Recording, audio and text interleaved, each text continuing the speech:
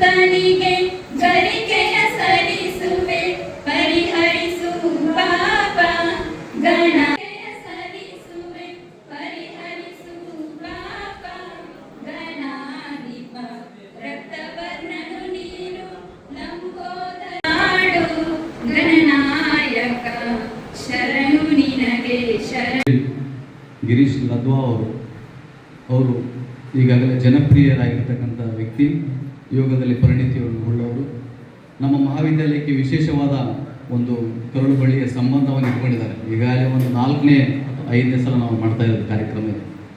ಹೀಗಾಗಿ ಅವರಿಗೆ ನಾನು ನಮ್ಮ ಮಹಾವಿದ್ಯಾಲಯದ ಎಲ್ಲ ಸಿಬ್ಬಂದಿಗಳ ಪರವಾಗಿ ಮತ್ತು ವಿದ್ಯಾರ್ಥಿನಿಯರ ಪರವಾಗಿ ಬಹಳ ಹೃತ್ಪೂರ್ವಕವಾಗಿ ಸ್ವಾಗತವನ್ನು ಕೋರ್ತೇನೆ. ಅದೇ ರೀತಿಯಾಗಿ ಈಗ ಧನ್ಯವಾದಗಳು. ಈ ಸರ್ಟಿಫಿಕೇಟ್ ಕೋರ್ಸ್ ಮತ್ತು ಯೋಗ ಶಿಬಿರದಲ್ಲಿ ಹಲವಾರು ವಿದ್ಯಾರ್ಥಿಗಳು, ನಮ್ಮ ಎಲ್ಲ ವಿದ್ಯಾರ್ಥಿನಿಯರು ಮಾತಾಡ್ತಾ ಇದ್ದಾರೆ.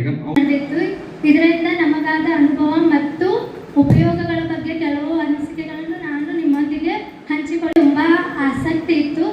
ಆದರೆ ನಾವು ಬೇರೆಯವರು ಮಾಡೋ ಇದನ್ನ ನೋಡಿ ಮಾಡೋದಕ್ಕೂ ಸರ್ ನಮ್ದು ರಿಯಲ್ ಆಗಿ ಲೈವ್ ಆಗಿ ತೋರಿಸೋದಕ್ಕೂ ತುಂಬಾ ವ್ಯತ್ಯಾಸವಿತ್ತು. ಇದರಿಂದ ನಾನು ತುಂಬಾ ಉಪಯೋಗವನ್ನ ಪಡೆದಿದ್ದೇನೆ. ಮತ್ತೆ ನಾನು ಇದನ್ನ ಯೋಗ ಇಲ್ಲಿ ಸರ್ ಕಲಿಸ್ದಾಗಿಂದ ಡೈಲಿ ಒಂದು 1/2 ಅವರ್ ಯೋಗ ನಾನು ಮನೇಲಿ ಮಾಡ್ತಾ ಇದ್ದೀನಿ. ಇದರಿಂದ ನನ್ನ ಹೆಲ್ತ್ನಲ್ಲಿ 1 ಲೀಟರ್ ಚೇಂಜಸ್ ಅಂತೂ ಕಾಣ್ತಾ ಇದೆ. ಇದು ನನಗೆ ತುಂಬಾ ಉಪಯೋಗ ಆಗಿದೆ. ಮತ್ತು ಎಲ್ಲರೂ ಕೂಡ ಹೆಸರೋದಕ್ಕೆ ನಾನು ಇಷ್ಟಪಡ್ತಾ ನನಗೆ ಮಾತನಾಡಲು ಅವಕಾಶ ಮಾಡಿಕೊಟ್ಟ ತಮಗೆಲ್ಲರಿಗೂ ಧನ್ಯವಾದಗಳು.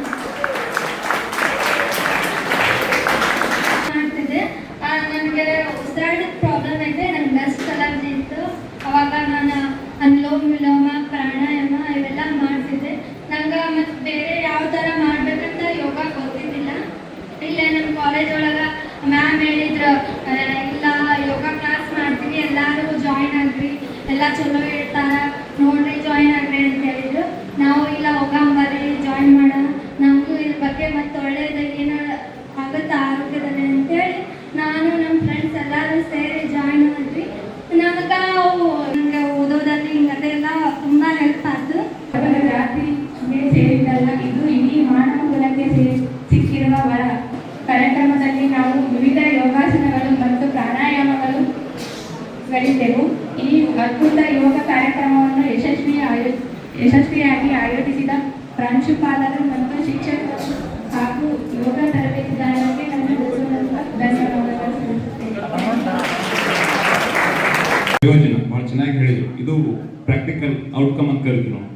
ಸೊ ಅದು ವಿದ್ಯಾರ್ಥಿಗಳಿಗೆ ಮುಟ್ಟಿದೆ. ಆ ಒಂದು ನಮ್ಮ ಕೋರ್ಸ್ನ ಔಟ್ಕಮ್ಸ್ ಇಂದಲೇ ವಿದ್ಯಾರ್ಥಿಗಳಿಗೆ ಮುಟ್ಟಿದ್ದೇವೆ ಎಂದು ಭಾವಿಸುತ್ತಾ, ಸೊ ವೇದಿಕೆ ಮೇಲೆ ಆಸೀನರಾಗಿರ್ತಕ್ಕಂತಹ ನಮ್ಮ ಗಿರೀಶ್ ಲದ್ವಾ ಸರ್ ಅವರ ಪುತ್ರಿಯರಾಗಿರ್ತಕ್ಕಂತಹ ಕುಮಾರಿ ಭವಾನಿ ಲದ್ವಾ ಅವರು ಕಾರ್ಯಕ್ರಮ ಉದ್ದೇಶಿಸಿ ಬಹುಶಃ ಯೋಗದ ಕುರಿತಾಗಿ ತಮ್ಮ ಅನುಭವವನ್ನು ಹಂಚಿಕೊಳ್ಳಿದ್ದಾರೆ.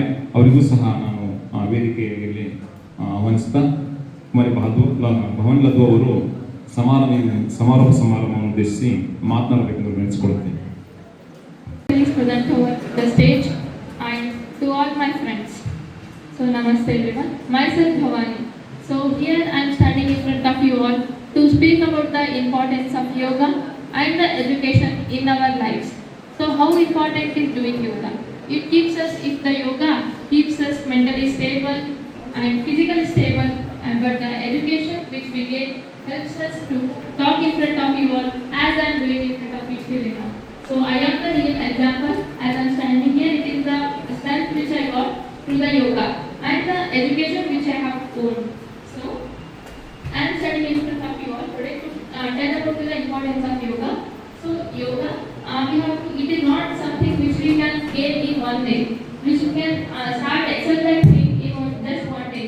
It needs the daily practice, months, years, then we can get a stand on the yoga. So how many of you are doing it and planning to do and each and every day throughout your life? Can you please raise your hands? Understood my question? How many of you are planning to do it or you are already continuing the yoga even after the father has continued it?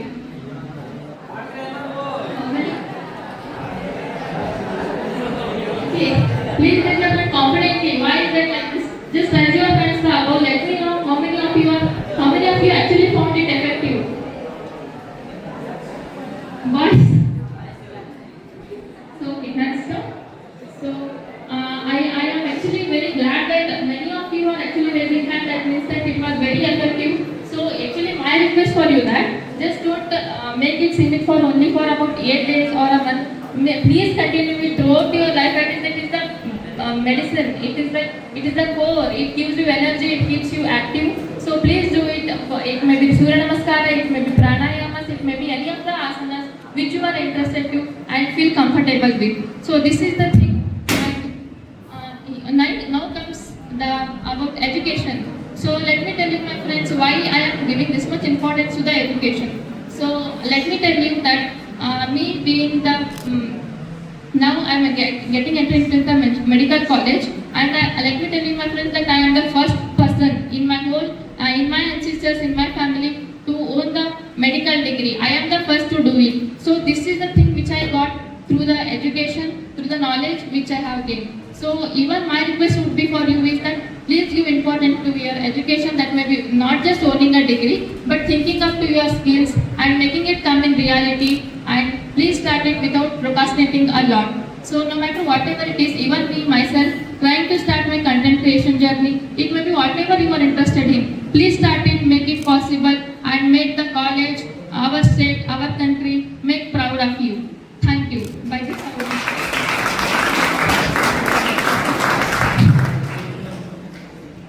ಧನ್ಯವಾದಗಳು ಕುಮಾರಿ ಭವಾನಿ ಲದೋ ಅವರಿಗೆ. ವಿದ್ಯಾರ್ಥಿಗಳೇ, ಈಗ ಯೋಚಿಸಿದಾಗ ಸಂಪನ್ಮೂಲ ವ್ಯಕ್ತಿಗಳನ್ನು ಹುಡುಕಾಡ್ತಿದ್ದಾಗ ನಮಗೆ ಚರ್ಚೆ ಮಾಡ್ತಿರ್ಬೇಕಾದ್ರೆ madam ಅವರು ಏನು ಮಾಡೋಣ ಅಂತ ಹೇಳ್ಬೇಕಾದ್ರೆ ಅದೇನೋ ಹೇಳ್ತಾರಲ್ಲ, ಹುಡುಕಾಡೋ ಬಳ್ಳಿ ಕಾಲಿಗೆ ತೊಡರಕ್ಕಂತ ನಮಗೆ. ಸೊ ನಮ್ಮ ಸಮೀಪದಲ್ಲೇ ನಮ್ಮ ಮಹಾವಿದ್ಯಾಲಯದ ಕೂಗಳತಿಯಲ್ಲಿಯೇ ನಮಗೆ ನಮ್ಮ ಸಂಪನ್ಮೂಲ ವ್ಯಕ್ತಿಗಳು ಲಭ್ಯವಿದ್ದರು. ಹಾಗಾಗಿ ಒಂದು ಮಾತು ಮೇಡಮ್ ಅವರಿಗೆ ಒಂದು ಪರಿಚಯದಿಂದ ಕೇಳೋಣ ಅಂತ ಹೇಳಿದಾಗ ಅವರು ಫೋನ್ ಮಾಡಿ ಕೇಳಿದಾಗ ಬಹಳ ಸಂತೋಷದಿಂದ ಒಪ್ಕೊಂಡ್ರು. ನಮಗೆ ಈ ಕಾರ್ಯಕ್ರಮ ಇಷ್ಟು ಸರಳವಾಗಿ ಸುಗಮವಾಗಿ ನೆರವೇರಿದು ಮುಗಿಯುತ್ತೆ ಅಂತ ಅಂದ್ಕೊಂಡಿದ್ದಿಲ್ಲ. ಅಂದರೆ ಯಾವುದೇ ಒಂದು ಕಾರ್ಯಕ್ರಮದ ಹಿಂದೆ ತನು ಮನ ಧನ ಇದರ ಪ್ರಾಯೋಜಕತ್ವ ಇದ್ದಾಗ ಮಾತ್ರ ಕಾರ್ಯಕ್ರಮ ಯಶಸ್ವಿ ಆಗುತ್ತೆ. ಸೊ ಹಾಗಾಗಿ ಇಲ್ಲಿ ನಮಗೆ ನಮ್ಮ ಕಾಲೇಜಿಂದ ತನು ಮನ ಅಷ್ಟೇ ನಾವು ಅವರಿಗೆ ಪ್ರಾಯೋಜನ ಮಾಡಿದ್ದೀವಿ ಹೆಚ್ಚಾಗಿ. ಹಾಗಾಗಿ ಆ ತನುಮನಕ್ಕೆ ನಮಗೆ ಹೋಗೊಟ್ಟು ಒಂದು ವಾರಕ್ಕೆ ಹೆಚ್ಚು ಕಾಲ ನಮ್ಮ ಕಾಲೇಜಿಗೆ ಬಂದು ಅವರು ನಮ್ಮ ವಿದ್ಯಾರ್ಥಿಗಳನ್ನು ಬಹಳ ಚೆನ್ನಾಗಿ ಅವರು ಹ್ಯಾಂಡಲ್ ಮಾಡಿದರು. ನೋಡ್ತಾ ಇದ್ದೀನಿ ನಾನು, ಬಹಳ ಸಂಯಮದಿಂದ ಭಾಳ ಒಬ್ಬರೇ ಬರ್ತಾಯಿದ್ರು, ಟೈಮಿಗೆ ಕರೆಕ್ಟ್ ಬರ್ತಾಯಿದ್ರು, ನಡೆಸ್ತಾ ಇದ್ರು, ಮತ್ತು ಬಹಳ ಚೆನ್ನಾಗಿ ವಿದ್ಯಾರ್ಥಿ ಕಂಟ್ರೋಲ್ ಮಾಡ್ಕೊತಾ ಇದ್ರು. ಆ್ಯಕ್ಚುಲಿ ನಮಗೆ ಭಾಳ ಸಂತೋಷದ ವಿಷಯ. ಸೊ ಈ ಗಿರೀಶ್ ಬಾಬು ಅವರು ಈಗ ನಮಗೆ ಈ ರೀತಿ ಕಾರ್ಯಕ್ರಮ ನಡೆಸಿಕೊಟ್ಟು ಅದು ಯಶಸ್ವಿಗೊಳಿಸಿದ್ದಾರೆ. ನಾವು ಅವರಿಗೆ ವಿಶೇಷ ಧನ್ಯವಾದಗಳನ್ನು ಸಲ್ಲಿಸಬೇಕು. ಅದಕ್ಕಿಂತ ಮುಂಚೆ ಈ ಕಾರ್ಯಕ್ರಮ ಉದ್ದೇಶಿಸಿ ಅವರೂ ಸಹ ಎರಡು ಮಾತನ್ನು ಹಂಚಿಕೊಳ್ತಾರೆ ಅಂತ ಭಾವಿಸುತ್ತಾ ಶ್ರೀ ಗಿರೀಶ್ ಬಾಬು ಅವರು ಈ ಕಾರ್ಯಕ್ರಮ ಉದ್ದೇಶಿಸಿ ಮಾತನಾಡಬೇಕೆಂದು ಅವರಿಗೆ ವಿನಂತಿಸಿಕೊಳ್ಳುತ್ತೇನೆ.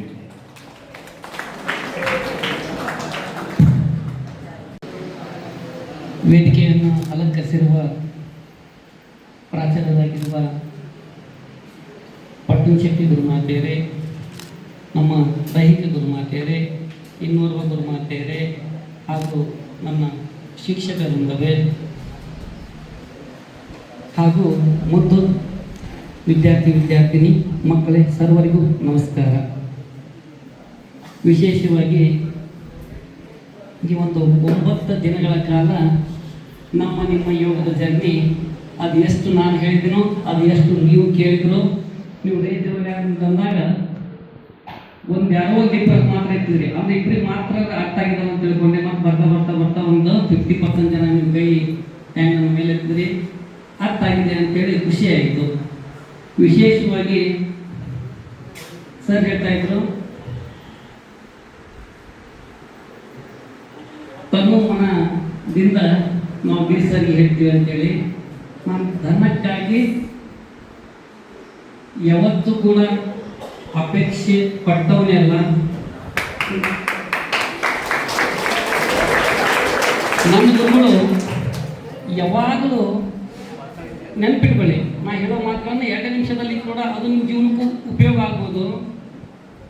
ಎಷ್ಟೆಲ್ಲ ಧನ ಸಂಪತ್ತುಗಳನ್ನು ಗಳಿಸಿದ್ರು ಅದು ಇಲ್ಲೇ ಬಿಟ್ಟು ಹೋಗ್ತೀವಿ. ಆದರೆ ಬ್ಲೆಸಸ್ ಏನು ನಿಮ್ಮ ಆಶೀರ್ವಾದ ಪಡೆದಿರ್ತೀವಲ್ಲ, ನಿಮ್ಮೊಂದು ಅನುಕಂಪ ಇರ್ತದಲ್ಲ. ಯಾರೋ ಒಬ್ರು ಇವತ್ತು 10ನೇ ನಂಬರ್ ಶಾಲೆಗೆ ಹೋಗುವಾಗ ಮಗು ನನಗೆ ಯಾರು ಗೊತ್ತಿಲ್ಲ, ನಾನು ಯಾವುದೋ ಮೂಡಲ್ಲಿ ಬೈಕಲ್ಲಿ ಹಾಗೆ ಹೋಗ್ತಾ ಇದ್ದೀನಿ, ಸರ್ ನಮಸ್ತೆ ಅಂತೇಳಿ ಒಂದು ಹೆಣ್ಣು ಮಗು ಮಿಟ್ಲ ದಾರಿಯಲ್ಲಿ ಆ ಮಗು ಹ್ಯಾಟ್ಸಪ್ ನನಗೆ ನಮಸ್ಕಾರ ಹೇಳಬೇಕು ಅಂತ ನಾನು ಯಾವ ಮಟ್ಟಕ್ಕೆ ಇದೀನಪ್ಪ ಅಂತೇಳಿ. ಅದಕ್ಕೆ ನಮ್ಮ ಗುರುಗಳು, ನೀ ಹಣ ಸಂಪಾದನೆ ಮಾಡ್ತೀವಿಲ್ಲ ಗೊತ್ತಿಲ್ಲ, ನೀ ಬ್ಲೇಸಸ್ ಸಂಪಾದನೆ ಮಾಡಿದೆ ಅಂತಂದರೆ ಮಕ್ಕಳ ಹಿರಿಯರ ಟೀಚರ್ಸ್ಗಳ ನೀನು ಆಶೀರ್ವಾದನ ನೀನು ಪಡ್ಕೊಂಡಿ ಅಂತಂದರೆ ಅದರಂಥ ದೊಡ್ಡ ಸಂಪತ್ತು ನೀನು. ಇದು ಜೊತೆ ಬಯ್ಯೋ ಸಂಪತ್ತು, ಇನ್ನು ಉಳಿದಿರ್ತಕ್ಕಂಥ ಸಂಪತ್ತು ಇದು ಬಿಟ್ಟು ಹೋಗೋ ಸಂಪತ್ತು. ಅಂಥ ಸಂಪತ್ತನ್ನು ನೀನು ಗಳಿಸ್ತಾ ಹೋಗುವಂಥ ಒಂದು ಮಾತು ಸುಮಾರು 25 ವರ್ಷ ಹಿಂದೆ ಹೇಳಿರೋ ಮಾತು ಇವತ್ತು ಅಚ್ಚಳಿಯಾಗಿ ನನಗೆ ನೋಡಿ, ಭಗವಂತ ನೀವು ಯಾರನ್ನಾದ್ರೂ ದೊಡ್ಡ ವ್ಯಕ್ತಿಯನ್ನು ತೆಗೆದುಕೊಳ್ಳಿ, ಅವ್ನಿಗೆ ಏನಾದರೂ ಒಂದು ಕೊರತೆ ಇರ್ತದೆ. ಎಲ್ಲ ಇರ್ತದೆ, ನನ್ನ ಗಂಡ ಮಗನೇ ಇಲ್ರಿ, ಎಲ್ಲ ಇದ್ದಾರೆ, ನನ್ನ ಮಗನಿಗೆ ಎಜುಕೇಷನೇ ಇರಲಿ, ಎಲ್ಲ ಇದ್ದಾರೆ, ನನ್ನ ಕುಟುಂಬದಲ್ಲಿ ಒಂದು ಕ್ಲಾಶ್ ಇದೆ ರೀ, ಬಟ್ ಏನನ್ನಾದರೂ ತೆಗೆದುಕೊಳ್ಳಿ. ಆದರೆ ನನ್ನ ಮೇಡಮ್ ಅವ್ರು ಹೇಳ್ತಾ ಇದ್ರು, ಏನು ಸರ್ ಏನು ಮಾಡ್ತಿದ್ರಿ, ಏನು ಯಾವ ರೇಂಜಿಗೆ ಇದ್ದೀರಿ ನೀವು ಅಂತೇಳಿ.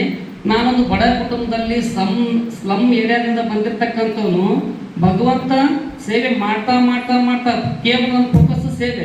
ಯಾವತ್ತೂ ನಾನು ದುಡ್ಡಿಗಾಗಿ ಆಸೆ ಪಟ್ಟು ಉದ್ಯೋಗನೂ ಕೂಡ ಮಾಡಿಲ್ಲ, ಕಾಯಕನೂ ಮಾಡಿಲ್ಲ, ಪ್ಲಸ್ ಯಾವುದೇ ರೀತಿ ದುಡ್ಡು ಅಪೇಕ್ಷೆಗಾಗಿ ಇಂಥ ಯಾವ ಕೆಲಸಗಳನ್ನು ಮಾಡಿಲ್ಲ. ಕೇವಲ ನಾನು ಸೇವೆ ಮಾಡ್ತಾ ಮಾಡ್ತಾ ಮಾಡ್ತಾ ಹೋದೆ. ಇವತ್ತು ನೋಡಿದ್ರಲ್ಲ ಮಗಳು ಯಾವ ರೀತಿ ಇದ್ದಾರೆ, ಹೌದೇ ಇಲ್ಲ?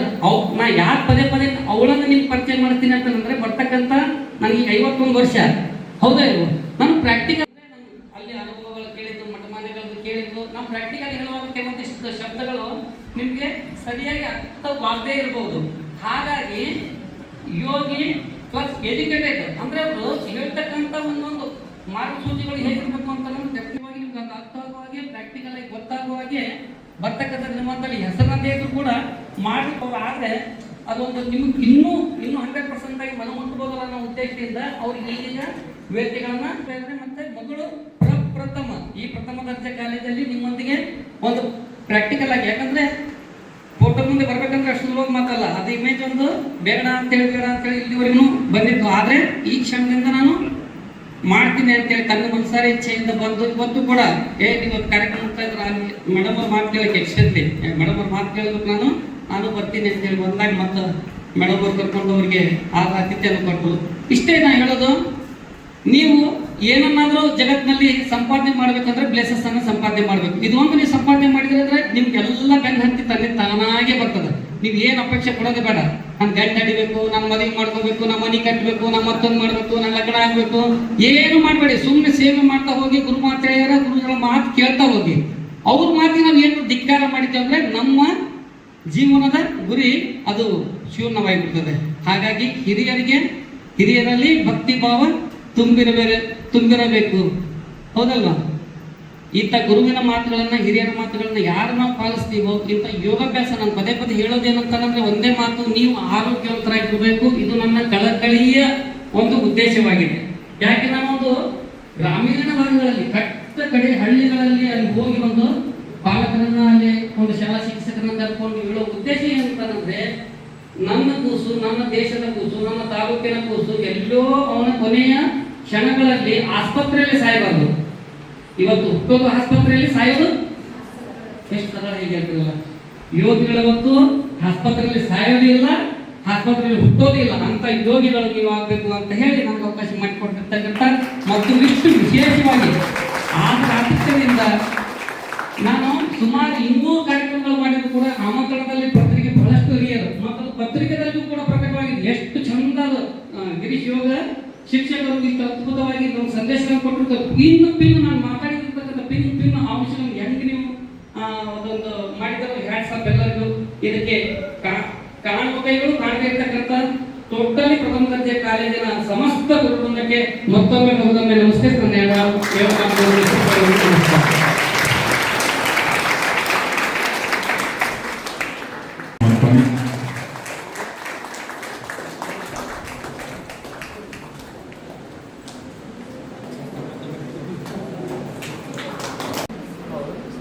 ಹಾಗೆಯೇ ಆನಂದ್ ಇಂಡಿ BA 5th SEM, ಅಮೃತಮ್ಮ ಪರಮಾಲ BCom 3rd SEM, ಹಾಗೆಯೇ ಮಾನ್ಸಾ ಬುಟ್ಟ ವಿದ್ಯಾರ್ಥಿಗಳು.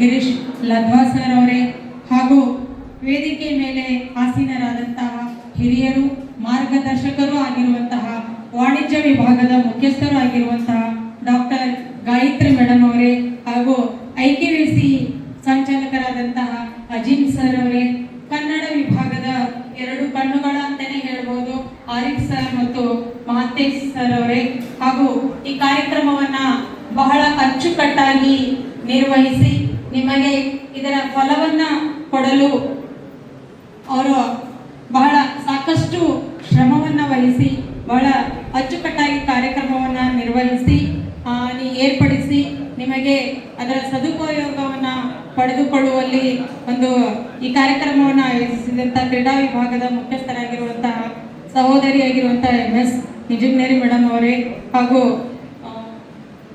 ಎಕನಾಮಿಕ್ಸ್ ವಿಭಾಗದ ಮುಖ್ಯಸ್ಥರಾಗಿರುವಂತಹ ಜಂಬಯ್ಯ ಸರ್ ಅವರೇ ಹಾಗೂ ಇದೇ ದಾರಿಯಲ್ಲಿ ನಡೆಯನ್ನ ನಡೆಯುತ್ತಿರುವಂತಹ ಸರ್ ಅವರ ಪುತ್ರಿಯಾಗಿರುವಂತಹ ಭವಾನಿ ಹಾಗೂ ಕೃಷ್ಣ ಅವರು ಹಾಗೂ ಇಲ್ಲಿ 8 ದಿನಗಳ ಕಾಲ ಇದರ ಸದುಪಯೋಗವನ್ನು ಪಡೆದುಕೊಂಡಿರುವಂತಹ ನಮ್ಮ ಕಾಲೇಜಿನ ಮುದ್ದು ವಿದ್ಯಾರ್ಥಿಗಳೇ, ಇಷ್ಟೊತ್ತು ನೀವೆಲ್ಲ ಅನುಭವವನ್ನು ಹೇಳಿದ್ರಿ. ಇದು ನಾನು ಮೊದಲೇ ಹೇಳಿದ್ದೆ ನಿಮಗೆ, it is not a theoretical class ಅಂತ, ಪ್ರಾಕ್ಟಿಕಲ್. ನಾವು ಹೊರಗಡೆ ನಿಂತುಕೊಂಡು ಒಂದು ಸ್ವೀಟನ್ನು ತಿಂದು ಇದು ಸಿಹಿ ಐತಿ ಅಂತ ನಾನು ಹೇಳಿದ್ರೆ ಅದರದ್ದು ಫೀಲ್ ನಿಮ್ಗೆ ಆಗೋದಿಲ್ಲ. ನೀವು ತಿಂದಾಗ ಮಾತ್ರ ಅದ್ರದ್ದು ಫೀಲ್ ಗೊತ್ತಾಗ್ತೋ ಇಟ್ ಇಸ್ ಸ್ವೀಟ್ ಅಂತ ಹೇಳಂತದ್ದು. ಹಂಗೆ ಯಾರ್ಯಾರು ಅದರದ ಪ್ರಾಪರ್ ಯುಟಿಲೈಸೇಷನ್ ತಗೊಂಡಿರಲ್ಲ ಅವ್ರಿಗೆ ಗೊತ್ತಾಗೈತಿ ಯೋಗ ಅಂದರೆ ಏನು ಅಂಥೇಳಿ. ಒಂದು ಚಿಕ್ಕ ಕಥೆಯನ್ನು ಹೇಳುವುದರ ಮೂಲಕ ನಾನು ನನ್ನ ಮಾತಿಗೆ ವಿರಾಮವನ್ನು ನೀಡ್ತೀನಿ. ಯೋಗ ಅನ್ನೋದು ನೀವೆಲ್ಲ ಹೇಳಿದ್ರಿ, ಯೋಗ ದೊಡ್ಡದಾಗಿರುವಂಥ ಒಂದು ಯೋಗ ಪರಂಪರೆಯನ್ನು ಹೊಂದಿದಂತಹ ರಾಷ್ಟ್ರ ನಮ್ಮದು. ನಾನು ಪದೇ ಈ ಕಥೆಯ ಬಗ್ಗೆ ಹೇಳ್ತಾ ಇರ್ತೀನಿ ಕ್ಲಾಸ್ನಲ್ಲಿ. The monk who sold his Ferrari ಅಂತ, ಫೆರಾರಿ ಮಾರಿದ ಫಕೀರ ಅಂತ. ಇದು ಘಟನೆ ನಡೆದಿದ್ದು ಎಲ್ಲಿ ಅಂದ್ರೆ ಅಮೇರಿಕಾದಲ್ಲಿ. ಜೂಲಿ ಅನ್ನುವಂಥ ಒಬ್ಬ ದೊಡ್ಡ ಲಾಯರ್, ಫೆರಾರಿ ಅನ್ನೋದೇನೈತೆಲ್ಲ ಬಹಳ ಕಾಸ್ಟ್ಲಿ ಆಗಿರುವಂತಹ ಕಾರ್ ಅದು.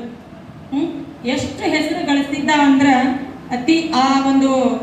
ಅವನ ಕಂಟೆಂಪ್ರರಿ ಟೈಮ್ನಲ್ಲಿ ಅವನ ಎಲ್ಲ ಗೆಳೆಯರ ಬಳಗದಲ್ಲಿ ಬಹಳ ಶ್ರೀಮಂತವಾಗಿರುವಂಥ ವ್ಯಕ್ತಿಯಾಗಿದ್ದ. ಐಷಾರಾಮಿ ಜೀವನವನ್ನು ಹೊಂದಿದ್ದ, ಯಾವುದಕ್ಕೂ ಕೂಡ ಕೊರತೆ ಇರಲಿಲ್ಲ ಅವನಿಗೆ. ಫೆರಾರಿ ಹೊಂದಿದ್ದ ಅಂದ್ರೆ ತಿಳ್ಕೊಬೇಕು, ಬಹಳ ಕಾಸ್ಟ್ಲಿ ಆಗಿರುವಂತಹ ಕಾರ್ ಅದು. ಅಂಥ ಒಂದು ಐಷಾರಾಮಿ ಜೀವನ ಎಲ್ಲನೂ ಇತ್ತು, ಒಂದನ್ನ ಬಿಟ್ಟು ಮಾನಸಿಕ ಸ್ವಾಸ್ಥ್ಯ ಇರಲಿಲ್ಲ ಅವನಿಗೆ. ಮಾನಸಿಕ ಸ್ವಾಸ್ಥ್ಯ ದೈಹಿಕ ಸ್ವಾಸ್ಥ್ಯದ ಮೇಲೆ ಪರಿಣಾಮವನ್ನು ಬೀರುತ್ತೆ. ಯಾವಾಗ ಮಾನಸಿಕ ಸ್ವಾಸ್ಥ್ಯ ಇಲ್ಲಲ್ಲ, ಅದು ದೈಹಿಕ ಒಂದು ಸ್ವಾಸ್ಥ್ಯದ ಮೇಲೆ ಪರಿಣಾಮ ಬೀರಿ ಕೋರ್ಟ್ನಲ್ಲೇನೆ ವಾದ ಮಾಡುವಾಗ ಹಾರ್ಟ್ ಅಟ್ಯಾಕ್ ಆಗಿ ಬಿದ್ದು ಹೋಗ್ತಾನೆ ಜೂಲಿಯನ್. ಕೊನೆಗೆ ಅಲ್ಲಿಂದ ಅವನನ್ನು ಇಮ್ಮಿಡಿಯೇಟ್ ಆಗಿ ಹಾಸ್ಪಿಟ್ಲಿಗೆ ಅಡ್ಮಿಟ್ ಮಾಡ್ತಾರೆ. ಅವನು 5 ವರ್ಷ ಆದಮೇಲೆ ಕೊನೆಗೆ ಅಮೇರಿಕಾದಲ್ಲಿ ಕಾಣಿಸ್ಕೊಳ್ತಾನೆ. ಈ 5 ವರ್ಷದ ಗ್ಯಾಪ್ನಲ್ಲಿ ಅವನು ಎಲ್ಲಿ ಬಂದಿರ್ತಾನೆ ಅಂತ ಹೇಳಂತಂದ್ರೆ ಹಾಸ್ಪಿಟ್ಲಿಂದ ಸೀದಾ ನಮ್ಮ ಭಾರತ ದೇಶದ ಹಿಮಾಲಯಕ್ಕೆ ಬರ್ತಾನೆ. ಹಿಮಾಲಯಕ್ಕೆ ಬಂದು ಅಲ್ಲಿ ಇರುವಂತಹ ಹಿಮಾಲಯದೊಳಗೆ ಯಾರು ಇರ್ತಾರೆ, ನಾಗಬಾಬಾಗಳು ಇರ್ತಾರಲ್ಲ, ಅಲ್ಲಿ ಅವ್ರ ಕಡೆ ಕಾಡಿಬೇಡಿ ಅವ್ರ ಕಡೆ ಜಾಯ್ನ್ ಆಗಿ ಏನು ಮಾಡ್ತಾನೆ ಅಂತ ಹೇಳಂತಂದ್ರೆ ಯೋಗ, ಮಾನಸಿಕ ಸ್ವಾಸ್ಥ್ಯವನ್ನು ನಾವು ಹೆಂಗೆ ಕಾಪಾಡ್ಕೋಬೇಕು, ಧ್ಯಾನದ ಬಗ್ಗೆ ತಿಳ್ಕೊಳ್ತಾನೆ. ಎಲ್ಲ ತಿಳ್ಕೊಂಡು ಕೊನೆಗೆ ಸಂಪೂರ್ಣವಾದಂತಹ ಆರೋಗ್ಯವನ್ನು ಪಡ್ಕೊಂಡು ವಾಪಸ್ ಹೋಗ್ತಾನೆ. ನೋಡ್ರಿ, ಅಮೇರಿಕಾದಲ್ಲಿ ಇರುವಂತಹ ಒಬ್ಬ ವ್ಯಕ್ತಿ ನಮ್ಮ ರಾಷ್ಟ್ರದ, ನಮ್ಮ ದೇಶದ ಯೋಗದ ಬಗ್ಗೆ ಇಷ್ಟೊಂದು ನಂಬಿಕೆಯನ್ನ ಇಟ್ಟುಕೊಂಡಿರುವಾಗ ನಮ್ಮಲ್ಲೇ ಇರುವಂತಹವ್ರು ನಾವು ಇಷ್ಟು ದಿನ ಏನು ಕಲ್ತಿಲ್ಲ, ಬರೀ ಇದನ್ನ ಸರ್ಟಿಫಿಕೇಟಿಗೆ ಮಾತ್ರ ಸೀಮಿತ ಮಾಡ್ದೇನೆ ಇನ್ನು ಮುಂದೆ ಕಂಟಿನ್ಯೂಸ್ ಆಗಿ ಇದು ಫ್ರೀ ಆಫ್ ಕಾಸ್ಟ್ ಎಲ್ಲರೂ ದುಡ್ಡು ಕೊಟ್ಟಿರೇನ ನಿಮಗೋಸ್ಕರ ಒಂದು 20 ರಿಂದ 30 ನಿಮಿಷ ಮೀಸಲಿಡ್ತೀರಿ ಅಂತ ಭಾವಿಸ್ತಾ ಒಳ್ಳೇದಾಗಲಿ ಅಂತ ಹೇಳ್ತಾ ನಾನು ಒಂದೆರಡು ಮಾತುಗಳನ್ನು ಮುಗಿಸ್ತೀನಿ. ಜೈ ಹಿಂದ್. ಶ್ರೀಮತಿ ಸವಿತಾ ಪಟೇಲ್ ಶೆಟ್ಟಿ ಮೇಡಮ್ ನಿಮಗೆ ಒಂದು ವಾರಗಳ ಕಾಲ ಯೋಗಾಭ್ಯಾಸವನ್ನು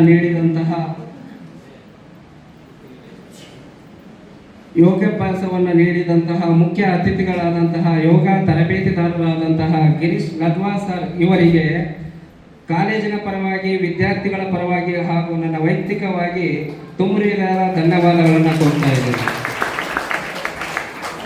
ಅದೇ ರೀತಿಯಾಗಿ ಈ ಕಾರ್ಯಕ್ರಮ ಅಚ್ಚುಕಟ್ಟಾಗಿ ನಡೆಯಲು ಕಾರಣೀಭೂತರಾದಂತಹ ನಮ್ಮ ಕಾಲೇಜಿನ ದೈಹಿಕ ಶಿಕ್ಷಣ ನಿರ್ದೇಶಕರಾದಂತಹ ಜ್ಯೋತಿ ಮೇಡಮ್ ಅವರಿಗೆ ವಿದ್ಯಾರ್ಥಿಗಳ ಪರವಾಗಿ ಹಾಗೂ ವೈಯಕ್ತಿಕವಾಗಿ ತುಂಬ ಹೃದಯದ ಧನ್ಯವಾದಗಳನ್ನು ತಿಳಿಸುತ್ತೇನೆ. ಅದೇ ರೀತಿಯಾಗಿ ಕಾಲೇಜಿನ ವಾಣಿಜ್ಯಶಾಸ್ತ್ರದ ಮುಖ್ಯಸ್ಥರಾದಂತಹ ಗಾಯತ್ರಿ ದಾದ್ಮಿ ಮೇಡಮ್ ಇವರಿಗೆ ವಿದ್ಯಾರ್ಥಿಗಳ ಪರವಾಗಿ ಹಾಗೂ ಕಾಲೇಜಿನ ಪರವಾಗಿ ಹಾಗೂ ವೈಯಕ್ತಿಕವಾಗಿ ತುಂಬ ಹೃದಯದ ಧನ್ಯವಾದಗಳನ್ನು ಕೇಳ್ತಾ ಇದ್ದೇನೆ. ಅದೇ ರೀತಿ